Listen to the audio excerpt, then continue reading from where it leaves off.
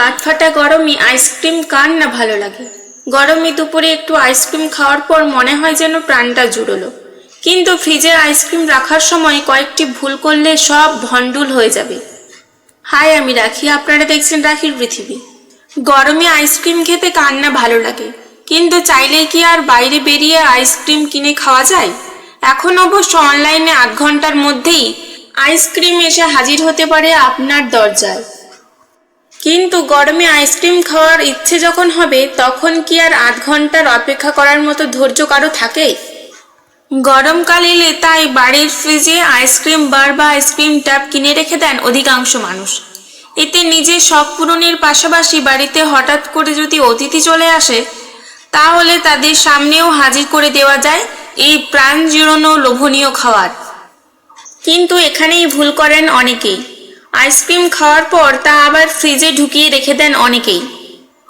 বিশেষ করে আইসক্রিমের টাব কেনা থাকলে ইচ্ছে মতো আইসক্রিম টাব থেকে খাওয়ার পর তা আবার ফ্রিজে ঢুকানো হয়, তাতে আইসক্রিম খারাপ হয়ে যাওয়ার সম্ভাবনাও বেড়ে যায়।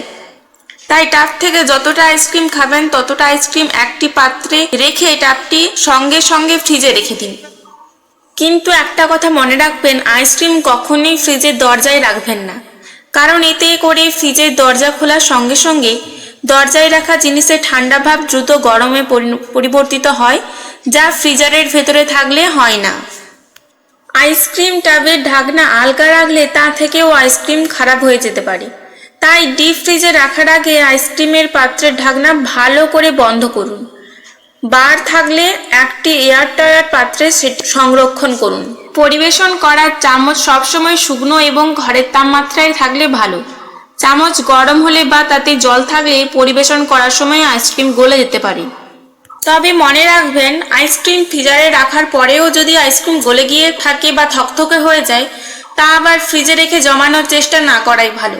সেটি খাওয়া নিরাপদ নাও হতে পারে। আপনারা যদি এমন ধরনের আরও টিপস পেতে চান তাহলে অবশ্যই লাইক, ফলো এবং সাবস্ক্রাইব করবেন।